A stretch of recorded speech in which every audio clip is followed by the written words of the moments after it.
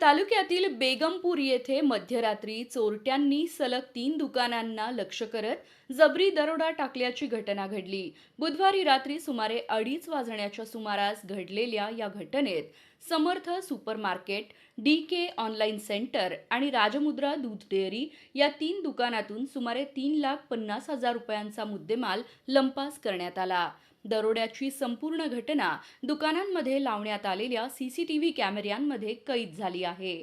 CCTV फुटेजमध्ये मध्यरात्री 2 चोरटे दुकानांमध्ये प्रवेश करून चोरी करताना स्पष्टपणे दिसून येत आहेत.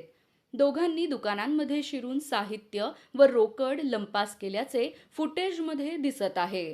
घटनेची माहिती मिळताच पोलिसांनी घटनास्थळी धाव घेत पाहणी केली. सीसीटीव्ही फुटेज ताब्यात घेण्यात आले असून त्याच्या आधारे चोरट्यांचा शोध सुरू आहे. एकाच रात्री 3 दुकानांमध्ये चोरी झाल्याने बेगमपूर परिसरातील व्यापाऱ्यांमध्ये भीतीचे वातावरण निर्माण झाले आहे. चोरट्यांनी नेमका कोणता मुद्देमाल लंपास केला याची माहिती पोलिसांकडून घेतली जात आहे.